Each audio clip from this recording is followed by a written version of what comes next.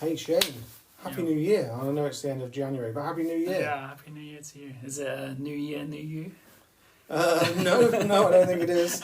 But what I was going to say is, are you ready to do some more podcast recording? Yeah, let's do it. Cool, let's do it.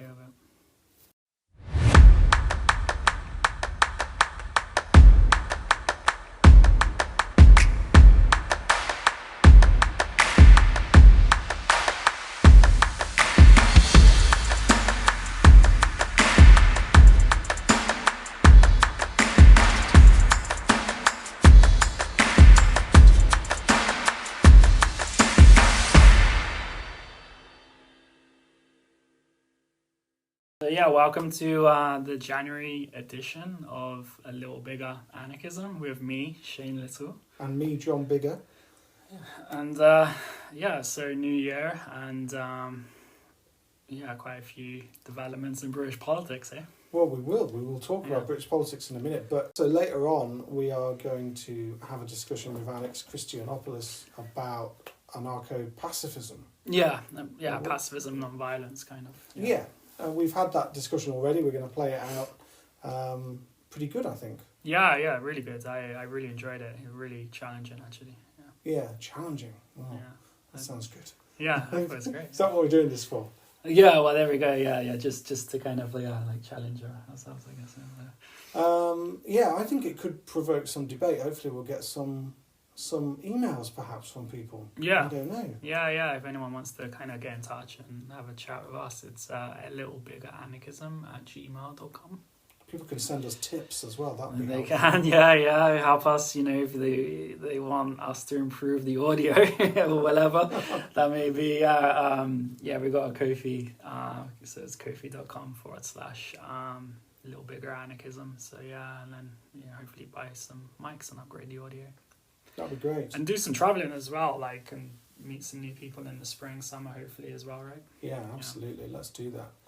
For now, though, shall we have that chat about British politics? Yeah, let's do it.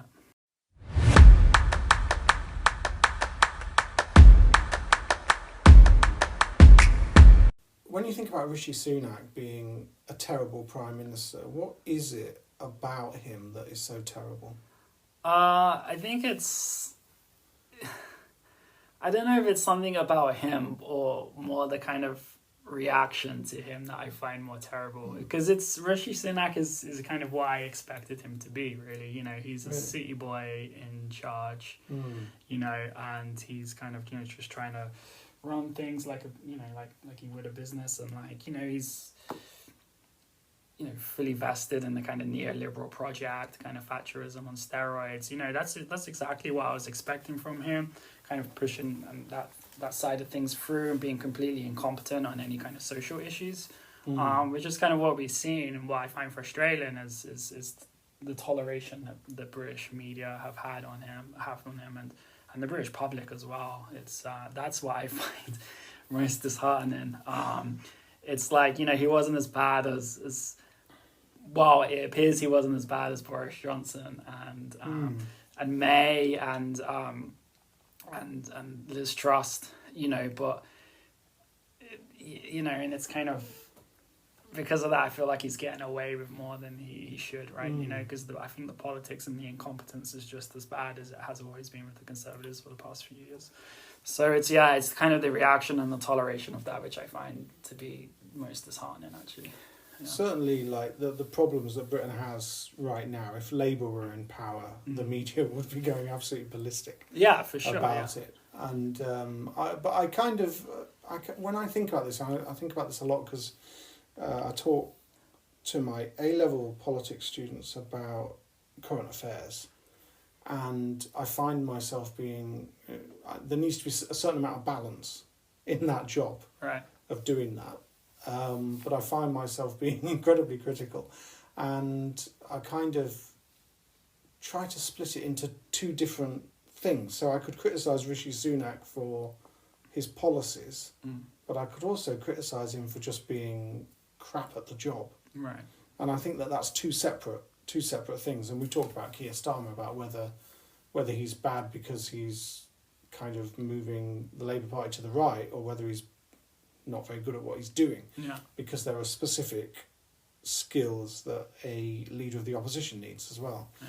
And so I've been kind of thinking about Rishi Sunak in like what skills he needs to do the job well, rather than just looking at his policies, if that makes sense. Yeah, but it's kind of like, does it even matter if he's a good leader anymore? Because Boris Johnson wasn't a good leader. Theresa May wasn't a good leader. Liz Truss wasn't a good leader. David Cameron wasn't a good leader.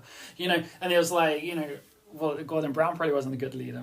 Blair might have been the last good leader, but apart from his final years. So being a good leader doesn't equate success. So it's kind of like, it's like, what does it mean to be a good leader now? You know, it's kind of that kind of statecraft, those years of like respectability and kind of, you know, doing politics in a certain way have gone, I think. Yeah. And it's like, you know, what does that mean? And he, you know, as a person, he's just kind of, you know, like what we were saying before, like, you know, before we had politicians, clean politicians kind of pushing through like neoliberalism through the back door sometimes more explicitly, doing the bidding of the sea, being brought off, you know, and then like leaving office and then getting these like nice, like well-paid job in the seas. And now you have a billionaire British oligarch running the country. So like the mask's off now. This is like neoliberalism, like, you know, it's bare bones is on show. Yeah. And it's kind of like, you know, and that's it. It's a triumph of the ideology and of that logic. It's like the replacement of aristocracy. We used to have aristocrats who were born into position who ruled over us. Right. And now so we've got very similar thing, in fact, but it's people who have made it rich. Yeah, so it's like, what does it mean to be a good leader now, you know? And then people are brought into this like ideology and this logic so thoroughly, or, you know, being forced into it because they can't, as you know, something like Mark Fisher would say, we can't imagine outside of neoliberalism. You know, this kind of idea of leadership and everything, I find kind of like, I don't know what that means anymore. I still think, though, that there are skills that a Prime Minister needs, or someone needs to be Prime Minister. Yeah. And I'm not sure that he has them. No, he doesn't. But I think, like, from what, like, came before, you know, he's kind of, like, seen as, like, being, like, a little bit more competent. I mean, he's completely out of touch, obviously. Like, remember before Christmas, you know, he's asking the homeless person if he, like, wants a job in the city or something ridiculous. Awful. He's, like, you know, using a private jet to like go from like London to Bristol. This is the sort of thing that I was thinking of. Yeah, just decisions that really highlight a lack of political nous. Yeah, but it's like that's like, you know, that's what billionaires do. They've been flaunting this for 10 years now, and there's been some kind of pushback, but nothing like substantial yet. So, like, you know, it's business as usual. So he's going to carry on doing it then, really, isn't he? I mean, why did he stop?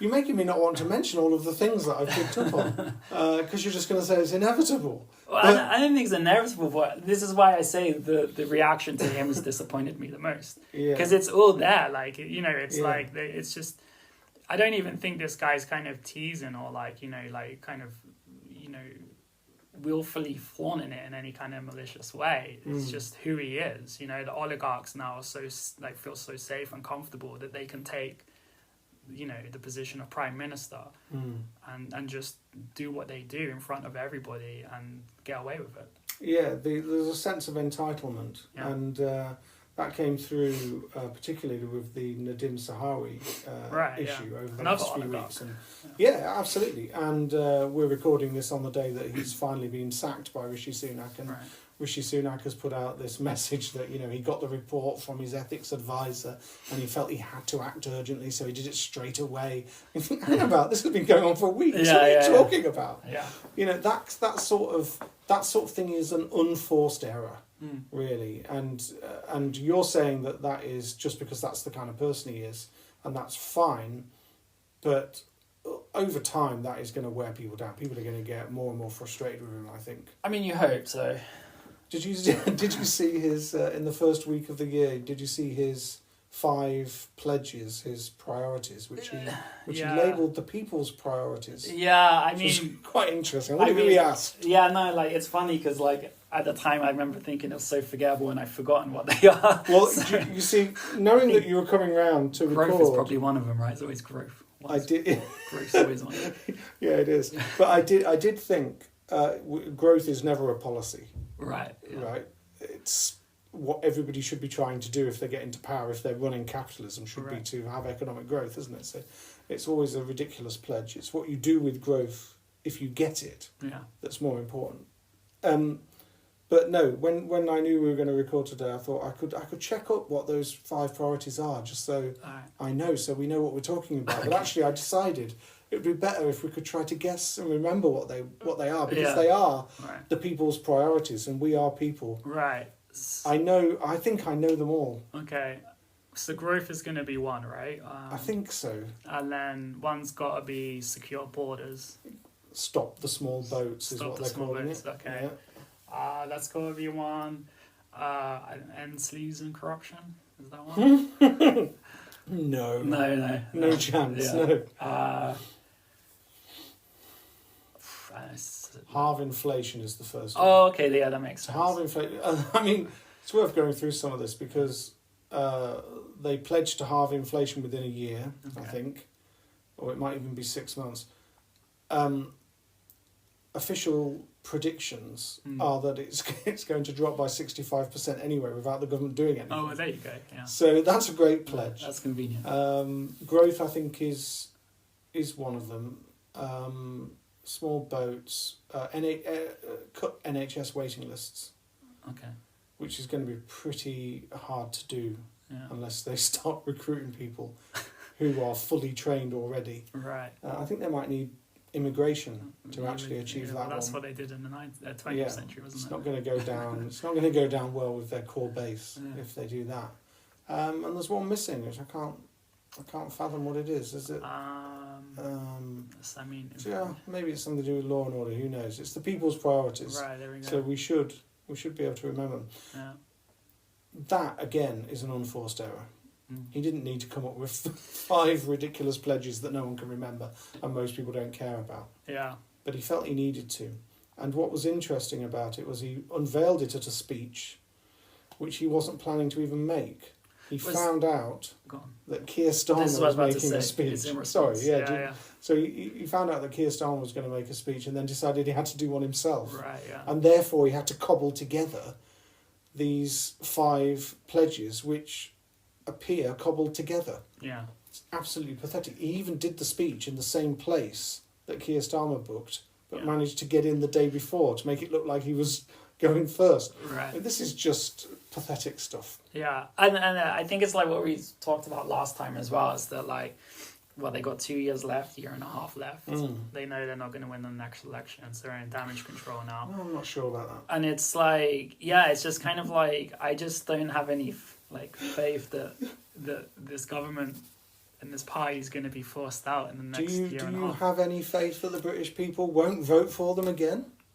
The British people haven't shown me any reason to think it was. The burden's on them, not me.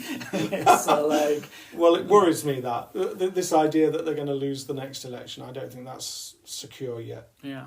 All it takes is the economy to improve a little bit. People feel better. Yeah. And just the other day, I saw this clip from a TV show where a woman was ringing in to talk about how terrible the country was. But then she urged people to vote Labour in case they wreck the country further. It's so there will be people out there who are absolutely finding what the Conservatives are doing horrendous, but they will still vote Tory and then encourage other people to as well. Yeah, no, this is the thing. It's wild. It blows my mind. And it's like, so you can't think of it rationally when people are irrational like that, right? It's just kind of, what do you do with that? And what about the seatbelt issue? I saw that, you got fined 20 quid or something? 20 quid. It's not the most serious issue, but again, it's another unforced error, isn't it? You think that if you're Prime Minister and you've got an entourage around you who are planning your day, and it's going to include videoing you making some, whatever comment it was, I think it was about levelling up. Yeah. You're going to decide where you do that, because there's going to be houses in the background, so you want it to look like the kind of normal place, right? Sort of thing. You want it to look a particular. Well, you'll decide what you want it to look like, and you'll decide what you're going to say, and there'll be people deciding all of that sort of stuff, and they might have recorded it more than once, and they, it could have taken some time, and yet nobody thought to say, wear a seatbelt. Right, and it's like, but this is kind of another own goal, right? And also, well, it's just like popped into my mind. Then I forget. There was that, and then it was him. Going to a private doctor and everything. That and then, but then like right from the beginning, there's been own goals. Like he didn't go to the environmental conference, and then the Conservatives, and Boris Johnson did. Yeah, and some reason the government told King Charles not to go, and all of this, and then he does a U-turn and he goes. So from the beginning, right, he's been having these own goals. But do you think he's in a weaker position now than he was at the beginning? Because I think it's just the same. No, I think his position is perilous. Because I think that there will. So there's all of these rumours about Boris Johnson coming back, and that the significance of Boris Johnson going to that COP meeting shouldn't be overlooked. Boris Johnson keeps going to Ukraine to meet Zelensky. When there's Boris a scandal coming up, he comes on the plane to Ukraine, right? What was it last time? What was it last week that he was in trouble for? So he went to Ukraine? I can't remember. Yeah. Boris Johnson went to the World Economic Forum and Rishi Sunak didn't.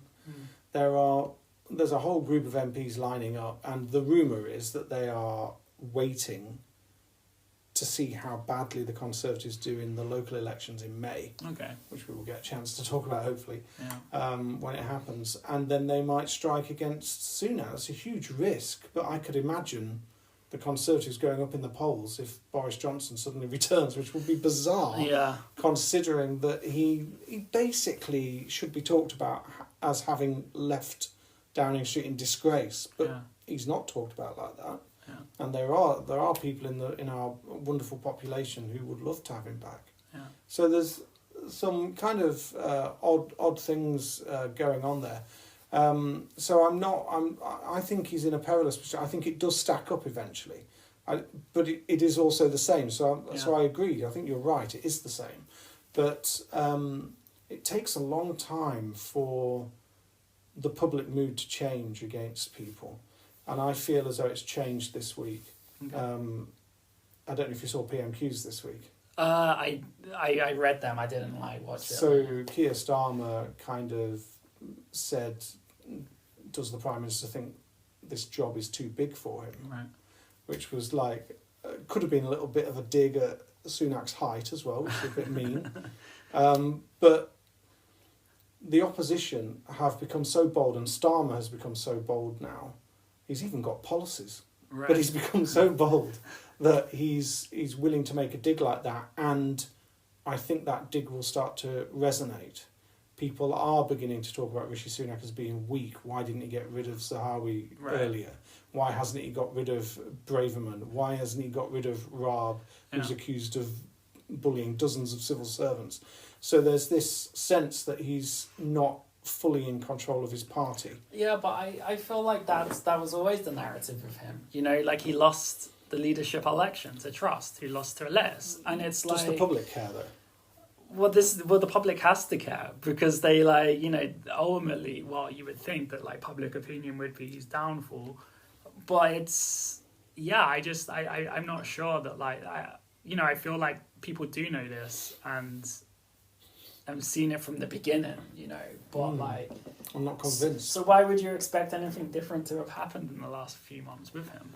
Well, I haven't expected anything different, but I'm beginning to think that the public might start to see him differently now. Perhaps. I hope so, but Liz Truss was the opposite, wasn't she? She crashed and burned straight away, whereas Sunak is taking. In a way, you might have thought strategically, I just want to be quieter. But, it's quiet to the point of non-existence at times, and quiet to the point of not wanting to make a decision on things which are obvious. It's quite interesting. So there is that mix of entitlement, but there's also that mix of not wanting to do something because whatever you do is going to be controversial. So don't do anything. Yeah. And I think if the opposition carries on making jibes which people can actually see and feel and believe about him, then that is different to your normal Punch and Judy PMQs. Yeah.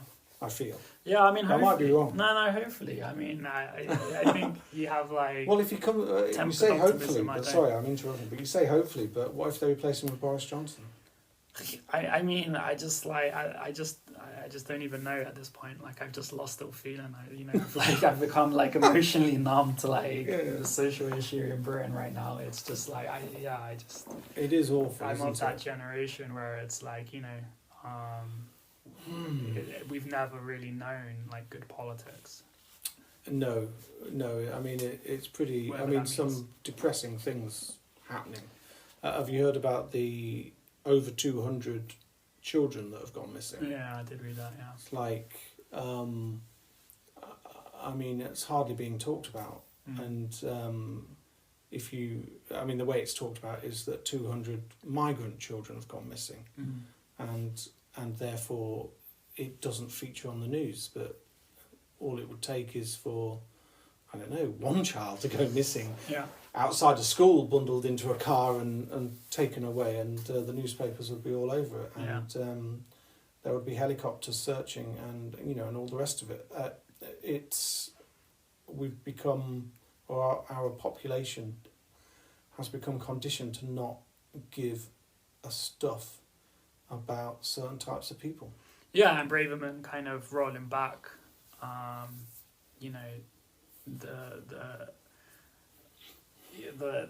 the actions that they were going to do with the Windrush generation as well.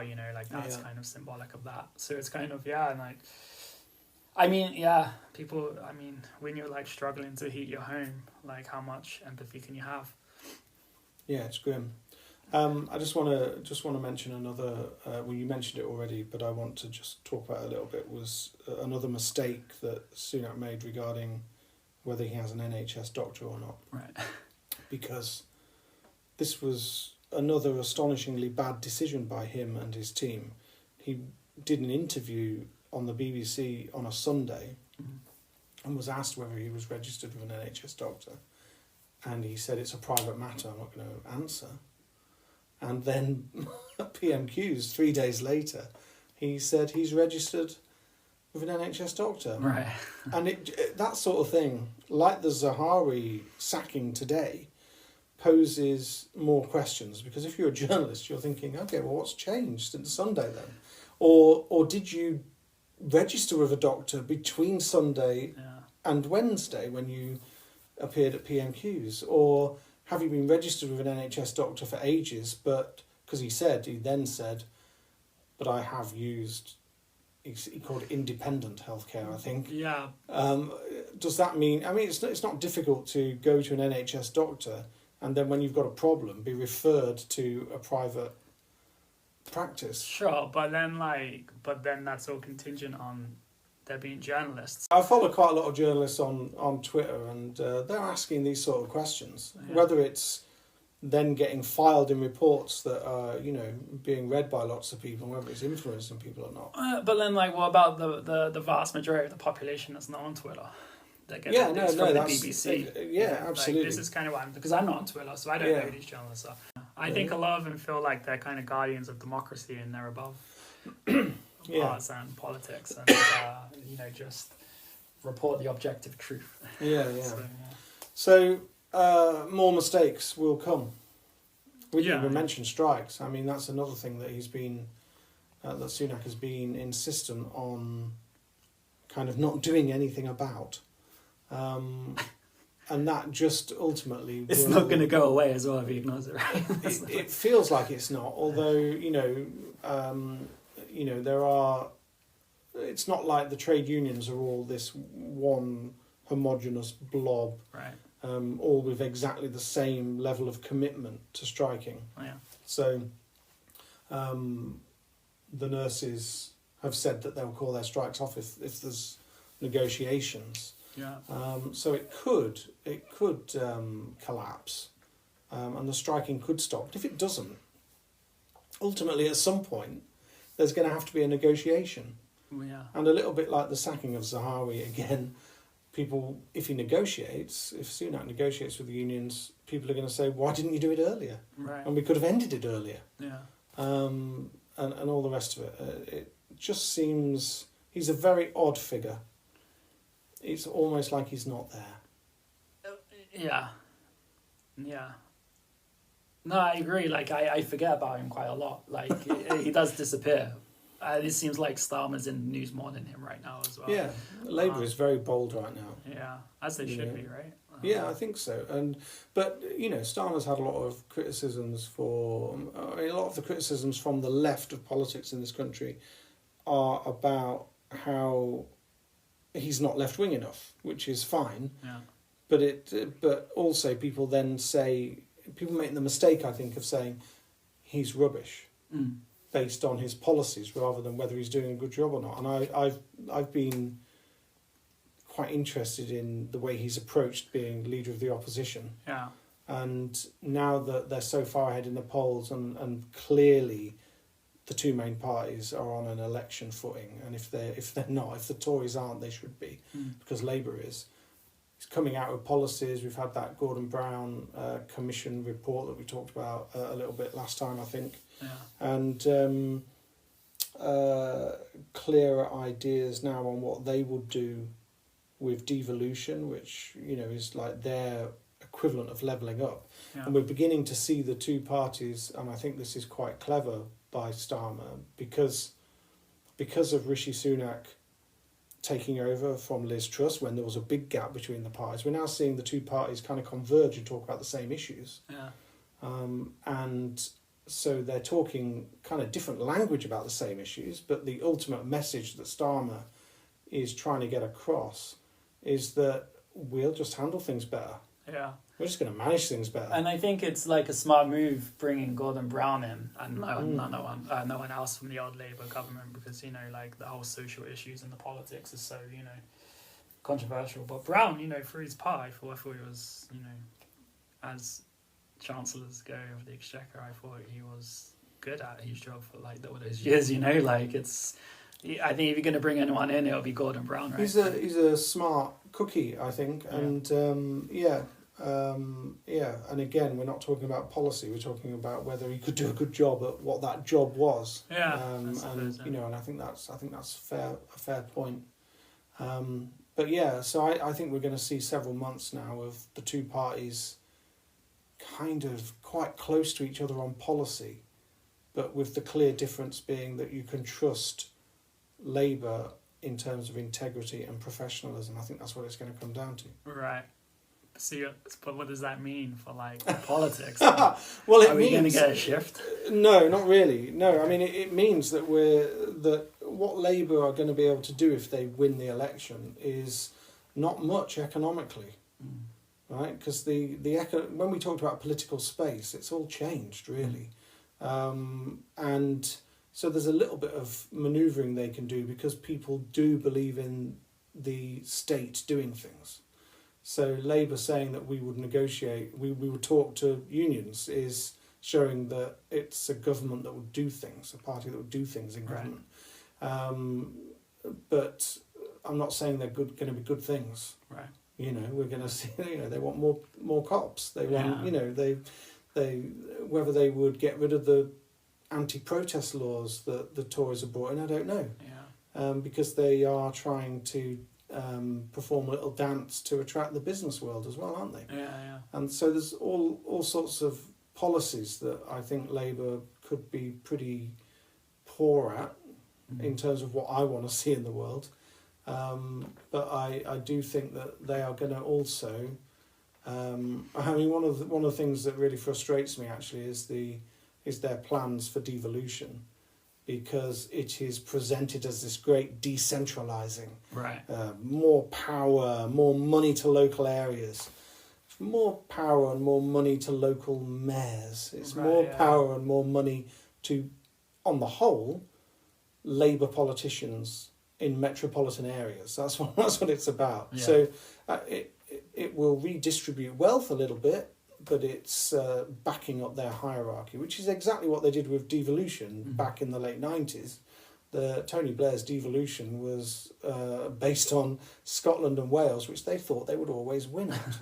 It hasn't worked out with Scotland, but it's still working out with Wales and London as well, of course. So I imagine that their great devolution plans are going to be about decentralising from Westminster, but centralisation at a local level, holding Labour politicians to account on the whole.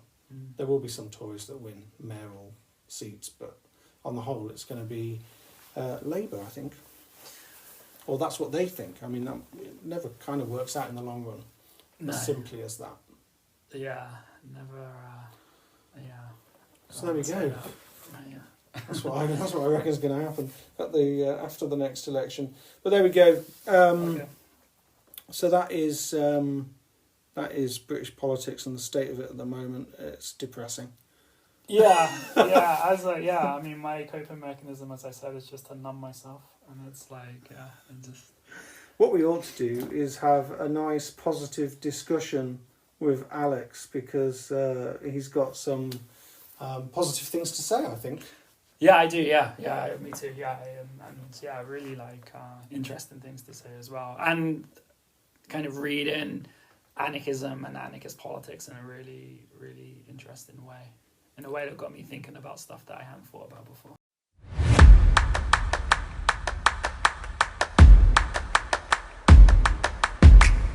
We have made it again to Loughborough University, and we're going to have a discussion with Alex Christoyannopoulos about Anarcho-pacifism and Nonviolence. Welcome,Alex.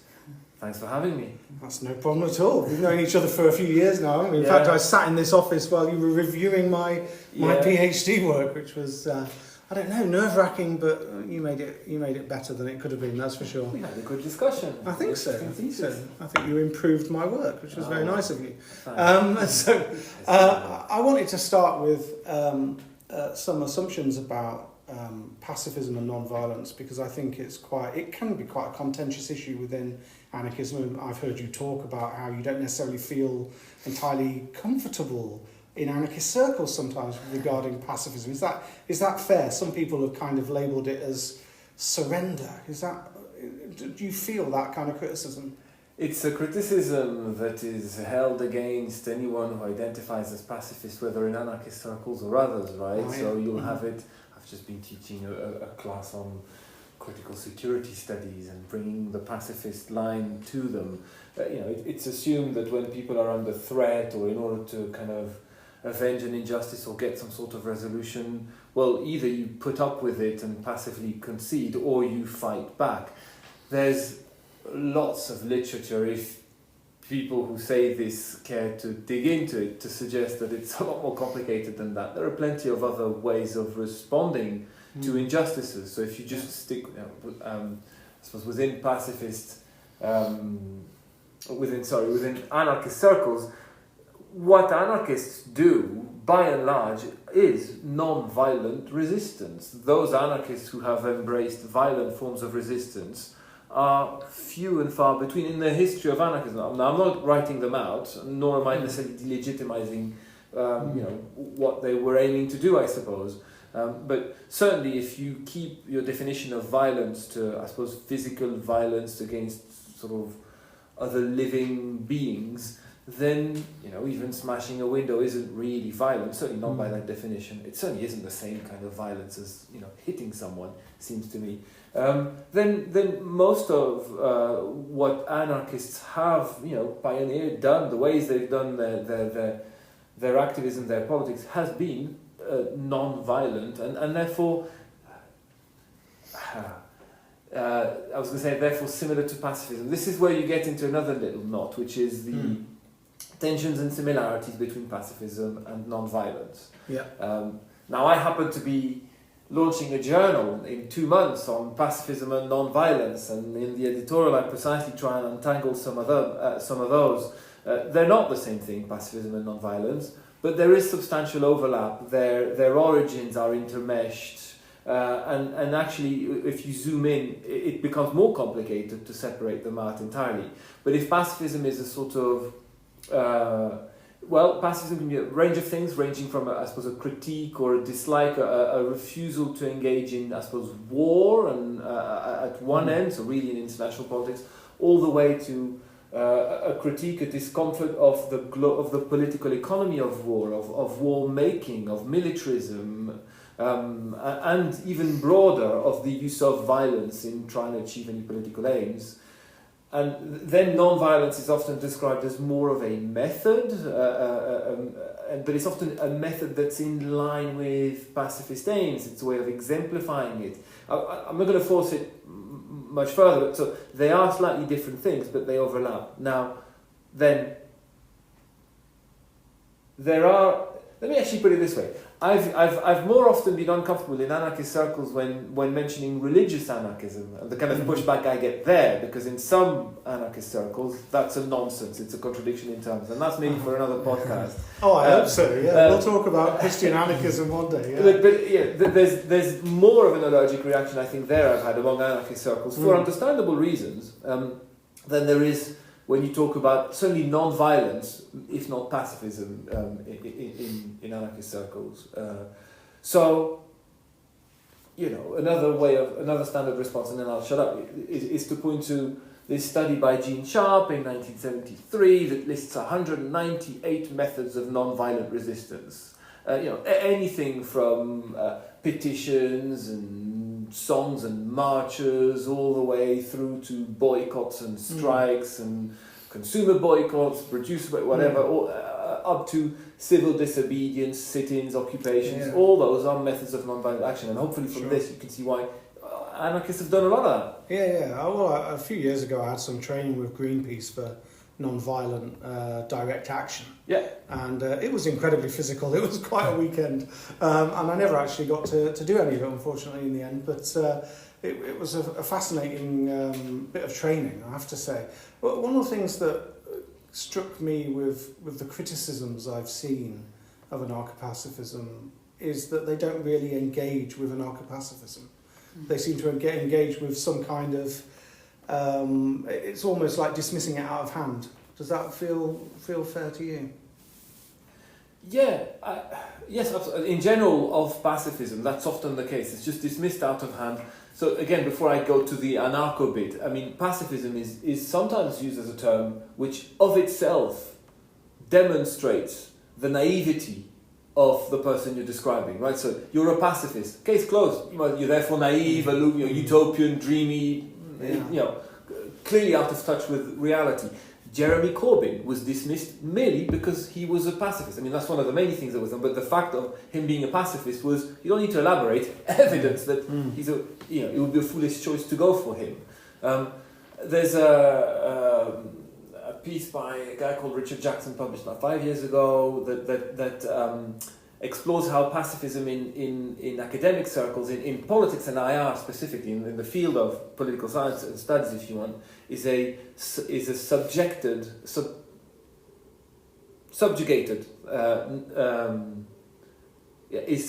a form of subjugated knowledge, and it's subjugated in the sense that it's dismissed and it's silenced. It's not even looked at. It's barely mentioned in your textbooks on politics because it's seen as naive and simplistic, and yet there is, if you care to look, plenty of literature that suggests that it's a lot more nuanced and complicated than that. I mean, one other study famously, I suppose, describes a spectrum of positions from at one end, yes, the kind of absolutist pacifist position, which, by the way, very few people hold to, the idea that violence is never, ever, ever possibly acceptable.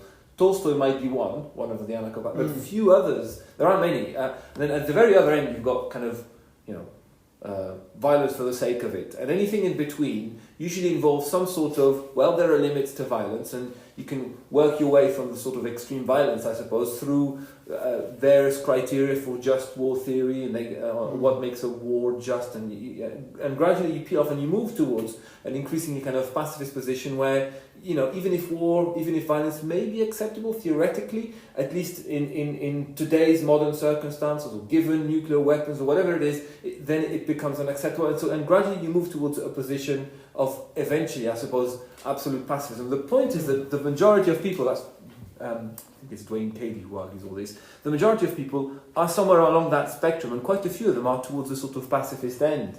So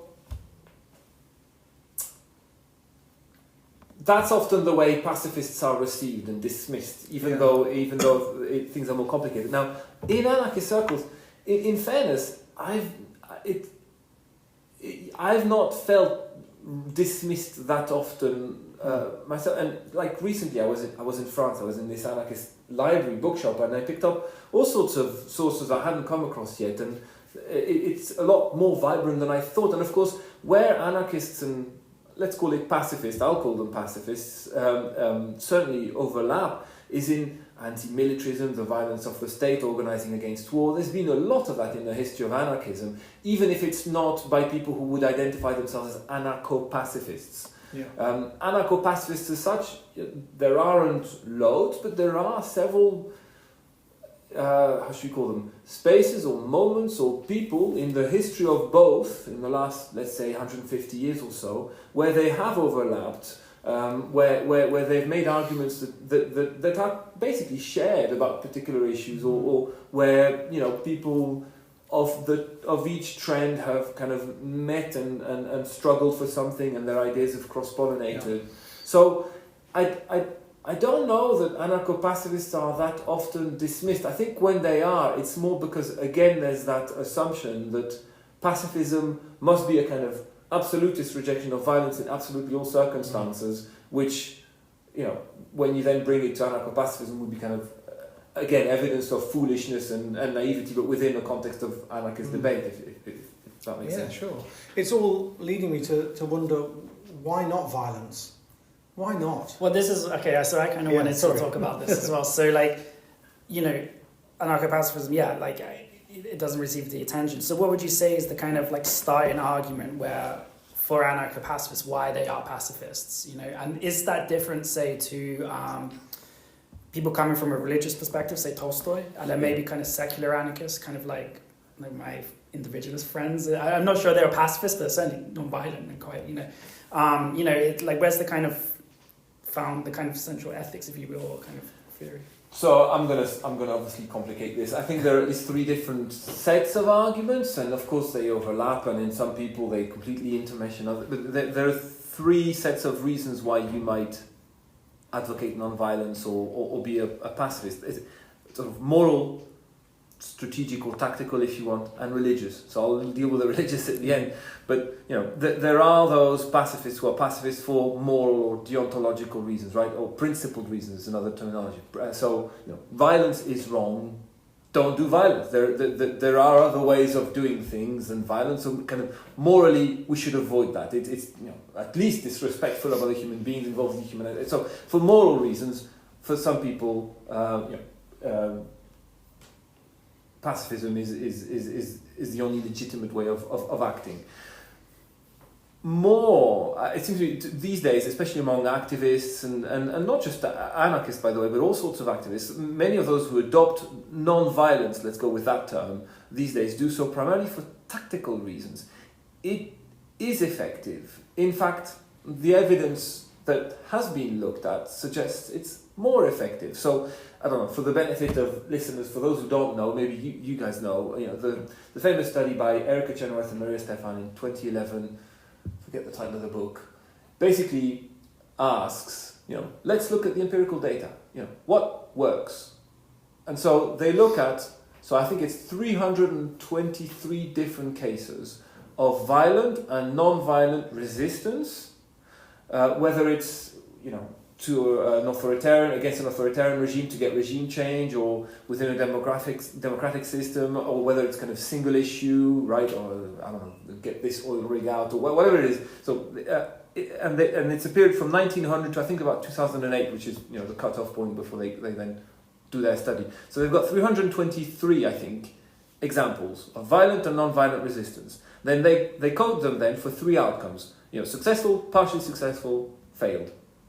And the result is that, first of all, on the whole, both violent and non-violent resistance fail more often than they succeed, more or less. I'll come back in a minute.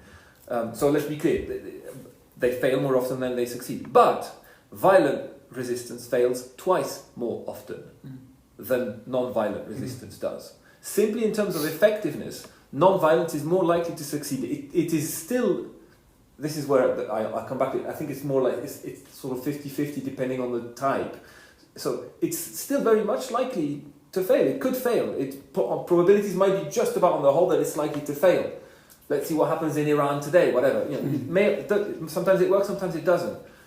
But violent resistance fails more often than non-violent resistance. So just on effectiveness, some people argue for non-violence. It is more likely to work. Then there's the religious argument, because yes, quite a few sort of anarcho-pacifists, to focus on them, are anarcho-pacifists on religious grounds. I mean, that's the case with Tolstoy, with quite a few other Christian anarchists, in fact some other religious anarchists too. By the way, a lot of pacifists in the early years, or certainly if you walk back a few centuries, would be pacifists on religious grounds too, even if not anarchists. And here, I think you can make a pretty strong case. I mean, I'll speak for Christianity because that's the one I'm more familiar with. Jesus was a pacifist. I mean, by to all intents and purposes, the term doesn't exist, it's anachronistic, but come on, turn the other cheek, forgive one another, pray, love your enemy, it's just on and on. And in his case, this is what's particularly challenging perhaps for anarchists, for example, he embraces sort of non-violence in a sense, to use modern terminology, all the way to his very death, right? So he does not authorize sort of violent resistance, against his very arrest and eventual execution. So if you call that person, man, the Son of God, and if he has said to you, follow me, do as I said, and he's kept banging on along those pacifist lines, then quite frankly, there are religious reasons for your pacifism too. So there's all those, and of course, so it might be religious, it might be moral, it might be often kind of practical or tactical or pragmatic. But there's at least those three, and so depending on who you look at, they'll be standing where they are for a different combination of these. I think that's what it does depend. But I think it's nice. It's useful to separate those three, right. and usually it's the first two that matter for most people. But for those who are religious, you can whack that on as well. So that's also surely a reason that seems to matter or should do for you. I take it. Yeah. Does that study you mentioned come up with a reason why violence is more likely to fail? So they speculate about, if not the reason why violence is more likely to fail, at least, why is it that non-violence seems more effective? What are the differences? What might explain the differences? Yeah. And now, this is from memory. There's several things.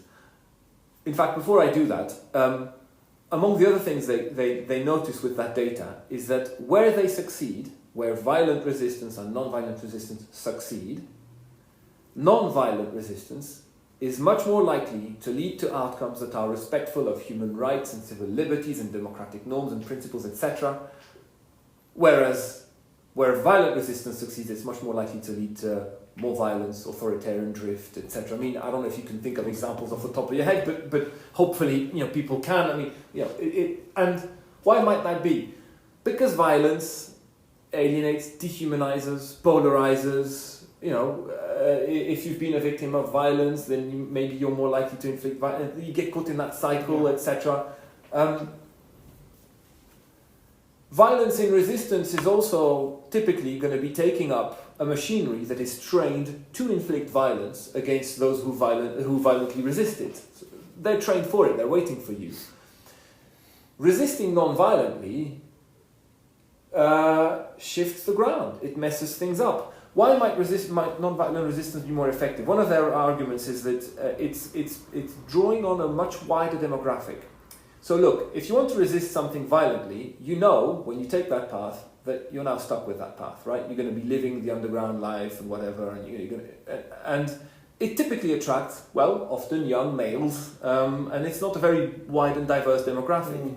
And it's a kind of almost binary commitment. Very quickly, you sign up for the full commando approach or whatever. Okay.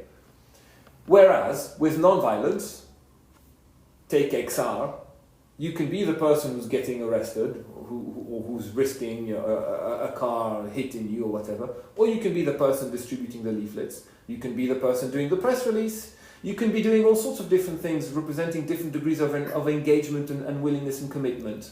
That seems to draw from a much wider demographic. And that might be one reason why it's more effective. It can attract people more easily. The moment then, when you look at examples in history where non-violent movements turn violent, often quite a few of those who supported it are drawn away from it. They don't subscribe to the embrace of violence in the struggle. Non-violent resistance. Let's be clear on this. Non-violent resistance doesn't mean that no violence happens, but you accept that you'll get hit. You're just not hitting back. Yeah. That's why it's also certainly not cowardly. It takes bravery, it seems to me, to sort of do that. And is faith the right word? Confidence that it might work. But this is where the evidence might help. Because the instinct is to fight back, and there would be some legitimacy to it, you might think. But here's the thing, if you fight back, you legitimize the violence of the other side. If you don't, then there are agents on the oppressing regime, maybe not the very top, but certainly possibly the copper that's hitting you there and then. There will be people watching this whose mind might start to shift and think, well, who's got the moral high ground? Who's doing the hitting here? And, well, in terms of watching this, you think, okay, there's clearly a commitment there by these people. They're willing to have violence inflicted upon them, and they're not fighting back. It intrigues, it pulls it makes it harder to keep doing the violence against those people. And that's what it relies. That's why it's not a tactic that is suicidal, as some people would say, everyone gets wiped out. Well, no, because you change the will, the mind of the people who are doing the oppressing, at least some of them. That's where the effectiveness lies too. There was something else I was going to say, but I forgot, and you probably have other things you want to ask me. If it comes back, I'll tell you. Well, it kind of plays into prefiguration as well, right? Yes. So it's kind of like, on the one hand, making activism or revolutionary action more accessible. Really, it's demasculizing it, and kind of like the armed revolutionary and everything. It's making it more inclusive, if you will. But then also, so when I was doing my research, a big thing that I was reading was kind of, the idea of kind of evolution or gradual change through kind of education and stuff like that, or kind of like momentary event of like a kind of, of these social revolution barricades and everything like this. And it's kind of like, but then, with anarchism, the question is like, you can't force anarchism. You got to kind of, demonstrate its viability, demonstrate its appeal. So when you're talking about pacifism now, to me it seems really appealing. It goes hand in hand with prefiguration as well, right? Absolutely. So I think one of the areas of obvious overlap, if you want, between a lot of what pacifists say and a lot of what anarchists say, on the whole, is the whole means-ends thing, prefiguration. I mean, that's what a lot of anarchists. That's why a lot of pacifists would advocate non-violence, precisely because as a method, it's in line with their kinds of aims, right? They might not necessarily go the full way and into anarchism and critique the violence of the state, but that's where anarcho-pacifists precisely come in, and that's the territory I'm interested in investigating these days. Why pacifists should be anarchists if they take it that far anyway. If they follow the logic of their argument, why would you stop at the biggest instrument of violence in society? Well, yeah. So no, basically, I agree.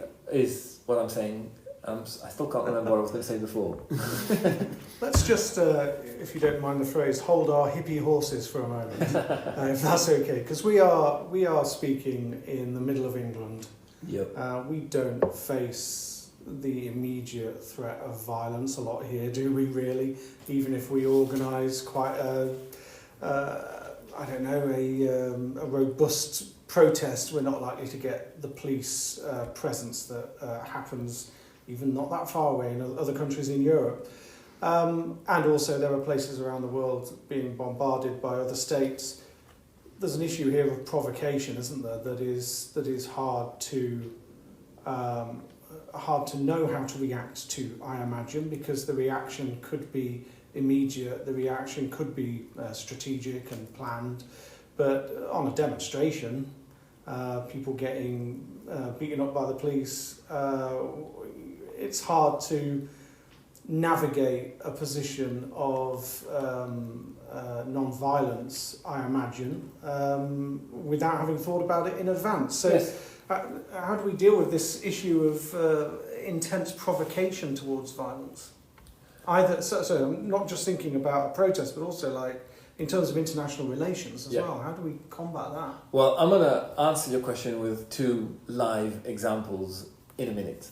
And that's Iran and Ukraine as illustrations. But before I do that, first off, the thing I was going to say before is that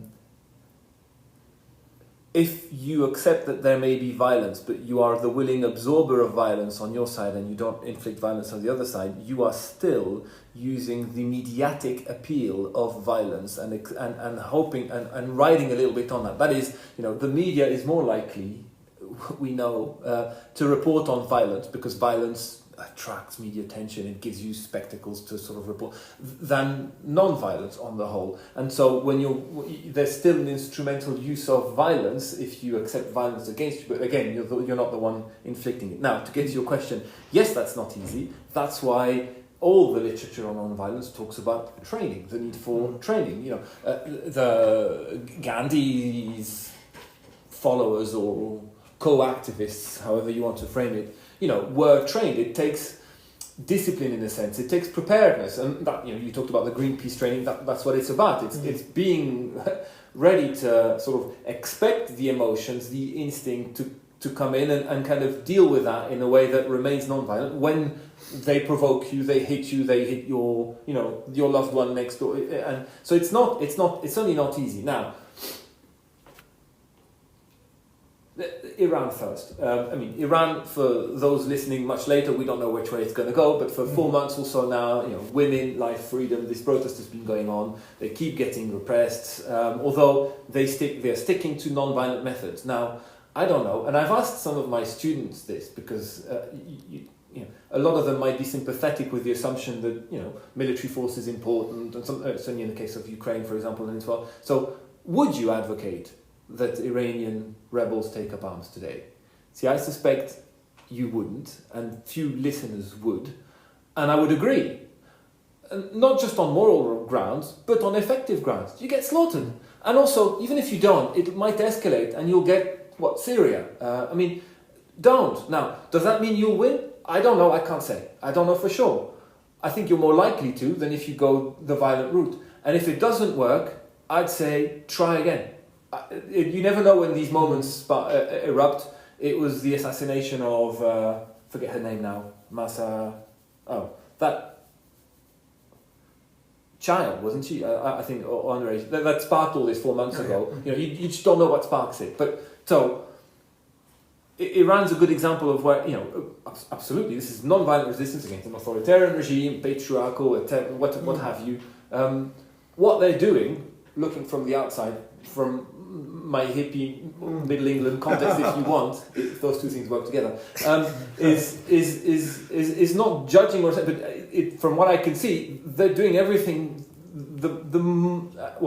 in the way that's most likely to succeed. Doesn't guarantee that it will, but this is encouraging. This is and by the way, it doesn't mean they all agree on what they want instead of what they currently have. They can have that debate later. But tell you what, I think they'll have that debate more constructively if they've reached that non-violently than if they've all taken up weapons and they split into factions and you get that kind of scenario. Ukraine is often an example that people might bring up, or the scenario what when you have an invading army. Well, okay, sure. Let's roll back a bit. Ukraine has, since its independence, spent a substantial amount on military training, on weapons. These budgets aren't insignificant, even for Ukraine, before we look at the Pentagon or elsewhere. What if, instead of spending all that money as it did, it spent it on training in non-violent resistance, its entire population, which, by the way, it would do for a fraction of what it spent, and spend the rest on other things like, redistribution, etc., right? But train the people into non-violent tactics of resistance. Then when Russia says, we're coming in, sure, roll in. Come on, tanks can walk through. So what did you want? Change the curriculum? No, we're not doing that.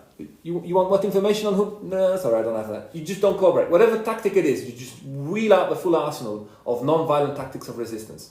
Will Russians go, oh, all right, then sod it, we'll go back? No, it's not going to be straightforward. There possibly will be violence. There may be victims. There are 100,000 people who've already died now in a year of violent conflict. So the question then becomes, compare the outcomes. Now, of course, we're dealing with counterfactuals, yeah? We don't have the scenario of what would have happened if Ukraine had gone full non-violent resistance. We do know that in the very early month or two, there were examples of people walking tanks back because the tank driver didn't have it in them to drive over them, trying out all sorts of other tactics of non-violent resistance.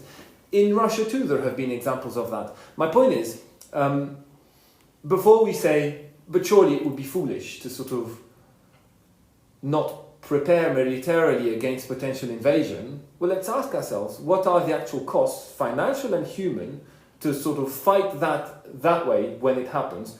And that's before we look at the cost of having a permanent military, the way it leaks into a kind of civilian mindset and militarism as a culture, etc. Compare that to the cost, there would be a cost, but of training people and not collaborating, engaging in civil disobedience against Russia, whatever. I can't tell you what would work. I don't know which way this war is going to work either. But it's not looking great so far, and it's not exactly looking hopeful either at the moment. I would have hoped that this non-violent way could have worked possibly better than what we have now. Certainly, I don't think you can dismiss it as purely childish, naive, unlikely to have ever worked. It's only potentially something that could have worked. You've cut my next question off at the pass. I was going to use the word naivety. That is the sort of criticism that people would level at it, isn't it? I think. But I think your answers have been good on that as well, in terms of what's happened, the issue of the tanks being rolled back and so on and so forth. In a way, though, it is kind of theoretical as well, isn't it? We don't know what would happen. No, that's right. I think a lot of people would just think that is naivety, though. And here, I'd say, look at some of the examples in history. Once again, so, each one of those 323 examples that Chenoweth and Stefan, code into data are examples of, dense stories with their rich histories. Look at them. There were failures of violent and non-violent resistance. There are successes. How is it that they work? And some of them are major successes. Was it in the Philippines, the dictatorship brought down non-violently. The Soviet Union, when it collapsed, non-violently. Apartheid, largely non-violently. The civil rights movement, non-violently, etc. I mean, Gandhi is only really the start almost. There's so many examples, and there's a growing number. I suppose the challenge is to keep scaling it up and see. And this is where, so some people, to go even further with your question, how likely are we to live in a society in our current lifetime that is kind of post-Westphalian state, where we organize anarchistically, right, or anarchically, or either explicitly or implicitly, and non-violently. Well, okay, we haven't tried that on a large scale, right? The best examples of anarchism in terms of large scale, Spain, Catalonia, Ukraine of sorts, Rojava of sorts, all in a war context, by the way. Plenty, tons of examples, much smaller scale of anarchistic practices in any, from protests to sort of workplaces, etc. But sure, we need to scale it up. But how about we try? How about, and by the way, that's what some people are doing. Even states are doing some of it, some of them, by experimenting ever so marginally with a bit more democratic participation, etc. Let's push it now. So, in a sense, yes, it's a leap forward into the unknown of sorts, but, if, frankly, I know that human creativity has the capacity to imagine all sorts of things. I've seen people come together and work together through solutions without states, without the need for coercion. I would hope that this can be continued. And frankly, if we can't do that as a human race, then I don't know. Maybe we're not worth it. I don't know. Mm-hmm. Yeah, I think to me, the argument that you made just kind of, it just runs counter to Western political thought and Western politics, as we know, since Westphalia, really. That's kind of, it's part of unlearning that politics, really, of states and monarchs and what have you. It's Absolutely, and I think by and do you think that's where perhaps the naivety comes from? It's not. It's just so foreign to us. Like, where when we talked about anarchism to people, we're naive because we can't organize without a state. Is it kind of that lack of imagination? But I think there will be anarchists that also call it naive. Well, but no, because I thought that, and then when you explained the logic, then I'm like, no, perhaps I'm the naive one. Questioning my own presuppositions here, and like challenging me in a way I haven't been challenged in theory before. Well, I'm finding it fascinating because I so desperately want to agree with you, Alex. I desperately want to agree with you. And I think I largely do. But I find it difficult. For a start, I'm in an organisation with war in the title, right? So I'm thinking about it in those terms, and that organisation has embraced violent language and violence on the streets. Not that I've necessarily been a part of that, but I accept that is part of my anarchism, that I'm part of that organisation. And so this challenges my assumptions. And but having said that as well, I grew up thinking of myself as a pacifist without really necessarily understanding what that meant. And then I've gone through a phase of thinking about a phase of thinking about that motto, no war but the class war. Right. Yeah. And that's somehow guiding me, but I'm not sure that trite slogans actually guide us a great deal. And so I'm a little bit mixed up about it all, to be honest. But pacifism isn't about not struggling. It's just doing so non-violently, right? Sure. The world is messed up. There are Yeah. things that need changing. The question is how and what's more likely to be effective. So, going back, I agree that the charge of naivety is a familiar one for anarchists. It's a familiar one for pacifists. So here's little idiot me, with anarcho-pacifism facing it both ways, right? I mean, and you do get that. And among pacifists, you'll get anarchism naive. Among anarchists, you'll get people who say pacifism surely naive. But in both cases, it seems to me, from what little I've studied, and I'm not the expert. By the way, people, look it up. Look up at the detail. Look up the examples. Look up the empirical evidence. The more you look at it, the more actually it's the other way around. There's a quote,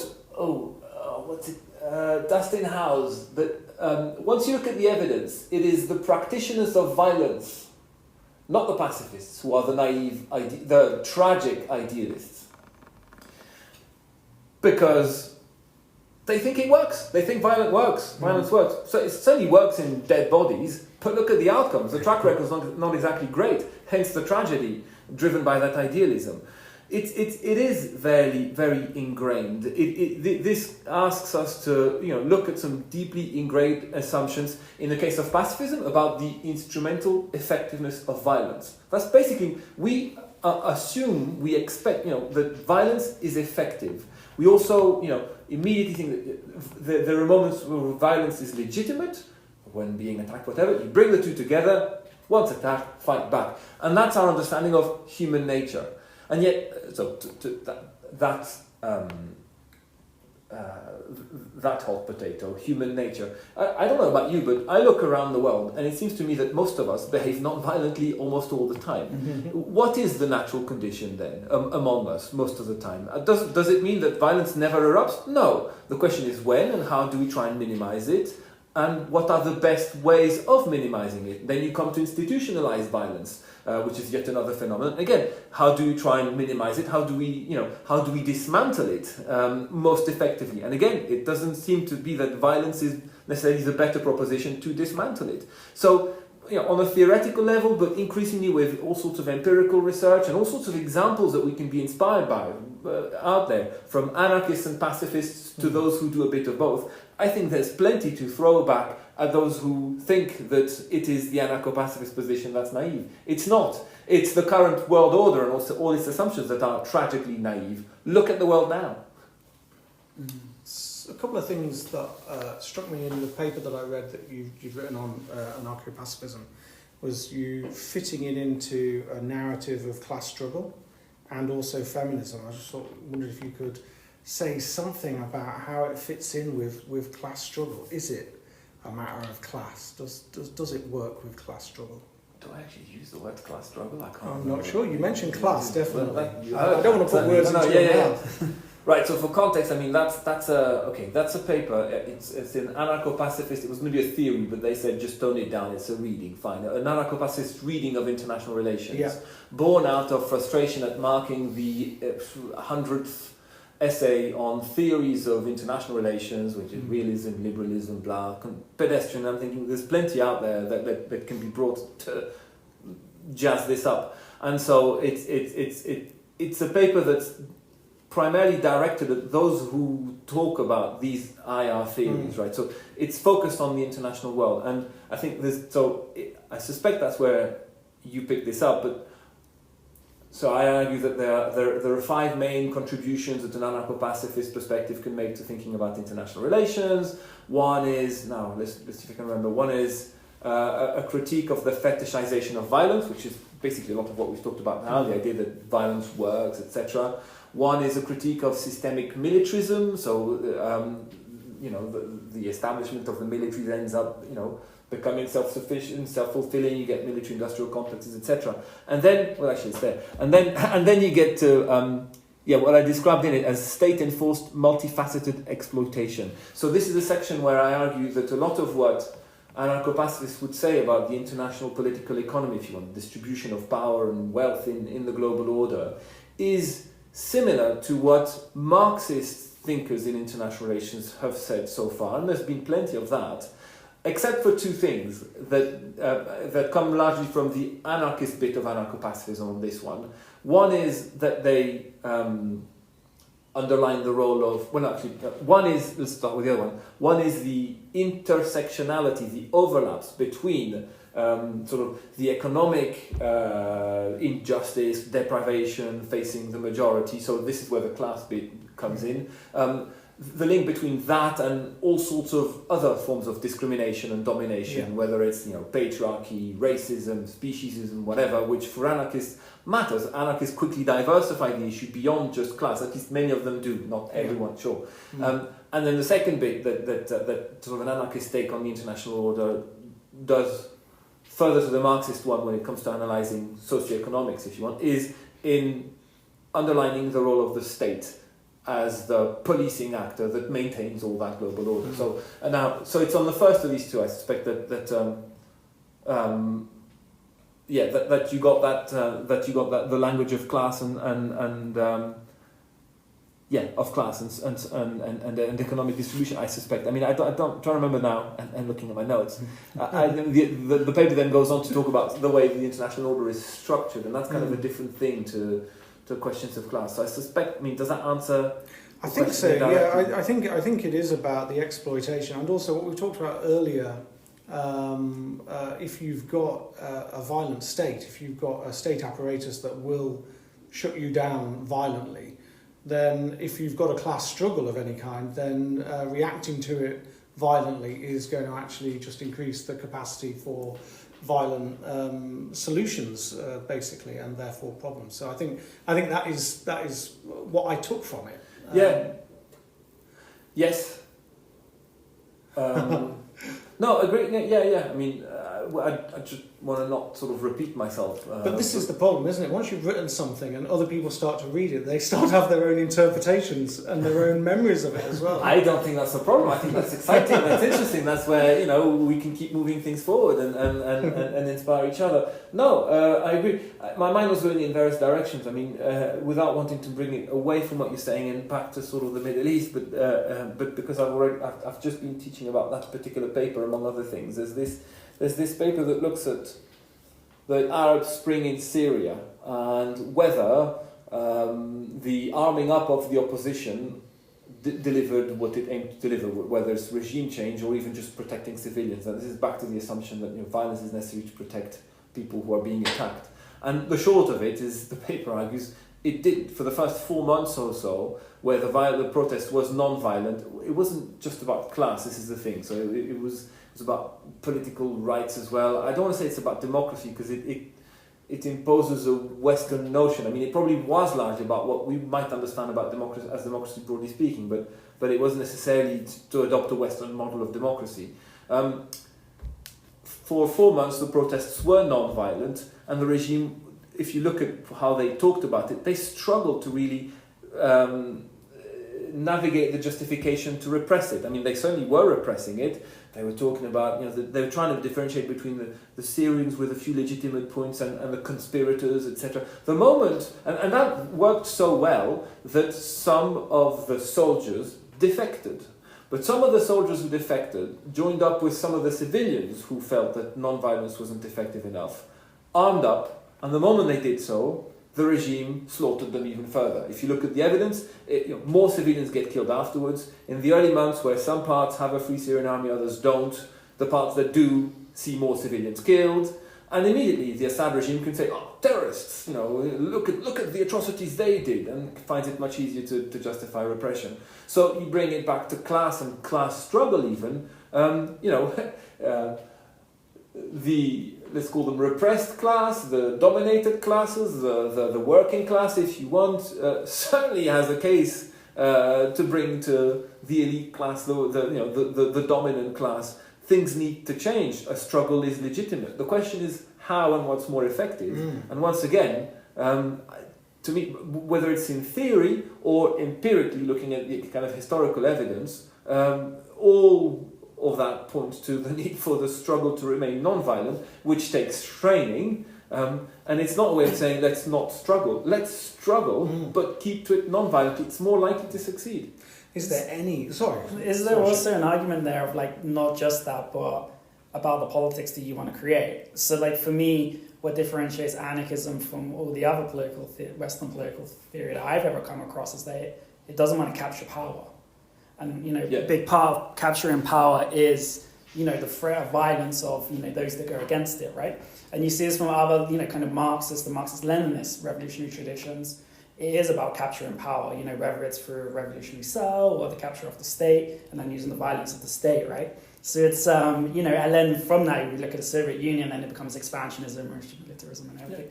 So it's about practicality and everything, but surely there's an argument there about power, and how violence is used to capture power, but we don't want to capture power. We, or at least power in this kind of traditional understanding of it, of centralization and everything, right?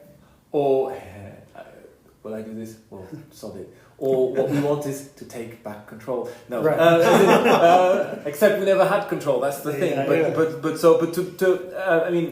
In that paper on IR, I talk about conceiving of, if you want, of sovereignty as truly among the citizens. So it's not something that is held by the sovereign, literally, or the institution that's replacing them, so the state, and that which they sometimes magnanimously delegate back down where they want, or maybe into the EU. It's actually the citizens, so it's bringing power back to the citizens, or it's simply, using the power that citizens have and building from the ground up and kind of keeping, if you want, the power in that sense much more diffuse, much more decentralized, but truly among us all together and therefore organizing collectively. Yeah, absolutely.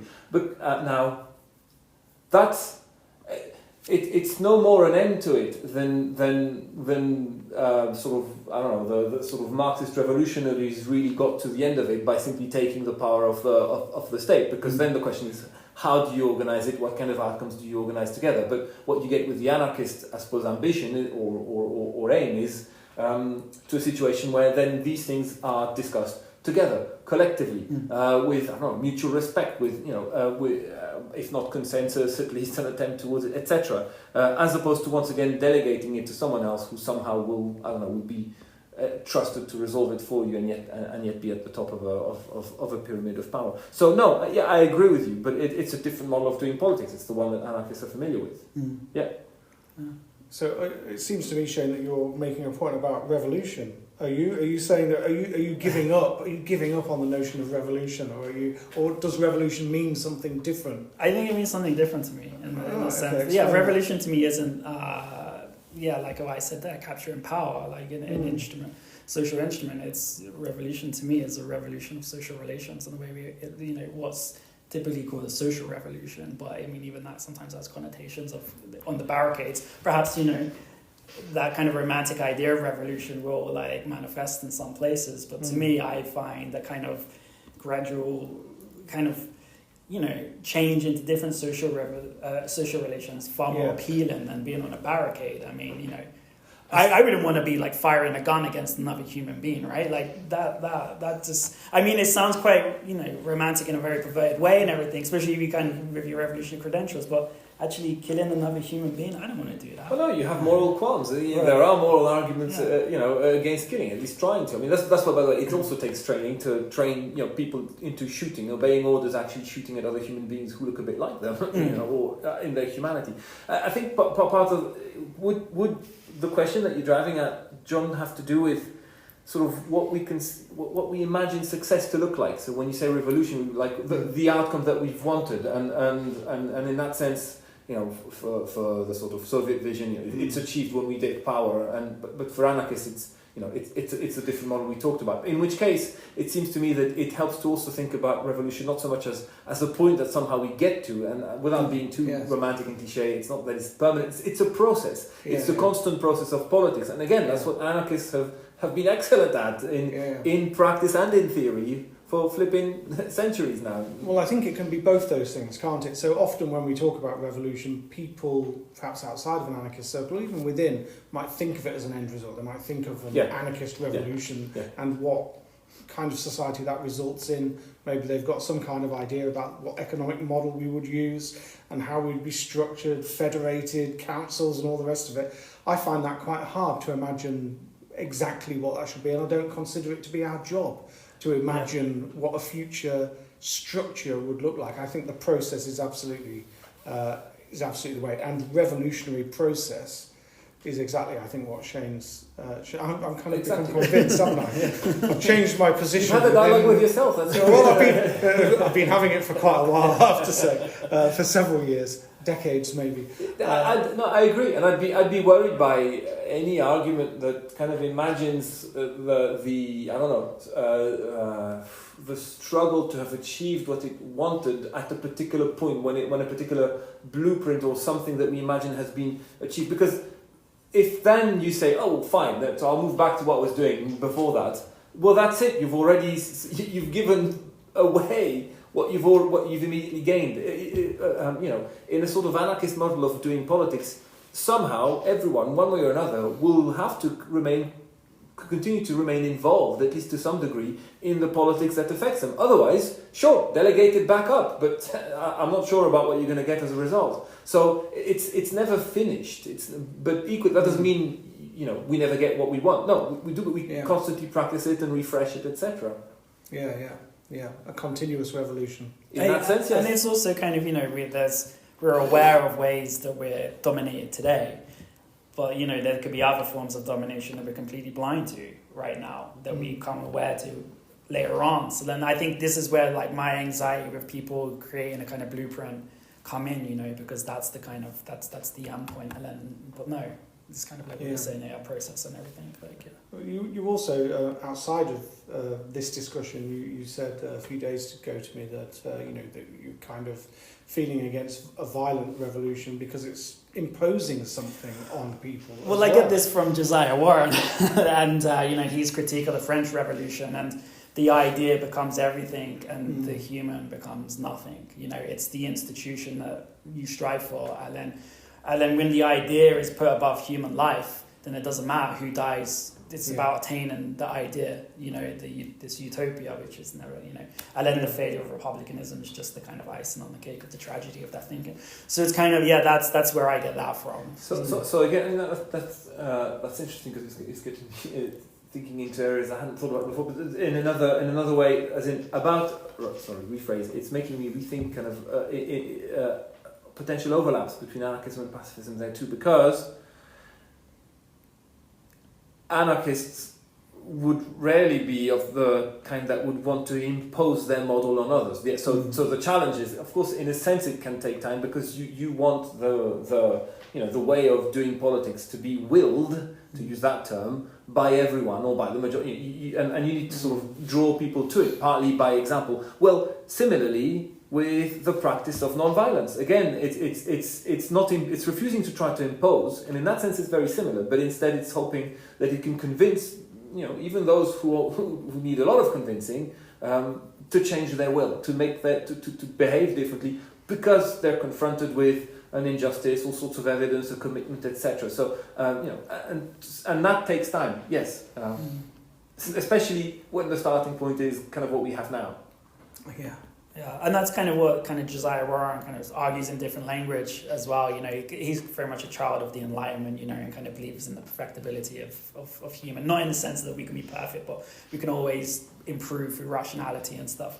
And, you know, he coined the sovereignty of the individual, going back to what you were talking about, the sovereignty. Mm-hmm. That's the origins of anarchism in the United States. You know, he was writing this stuff before Proudhon was in the United States, right? And it's kind of, it's brilliant. So there we go. I think we've probably reached a natural end to the discussion. Yeah. This is our first podcast of 2023, so is it suitable to wish people a happy and a peaceful new year, perhaps? Happy new thing, sure. Well, thank you very much for having this discussion. I think it's been really illuminating and it's been really interesting, and I'm glad you've embraced some of the challenges that we've had in the discussion. No, delighted to have had this discussion with you. Thanks for having me. Thank you very much. Yeah, thanks, Alex. It's great.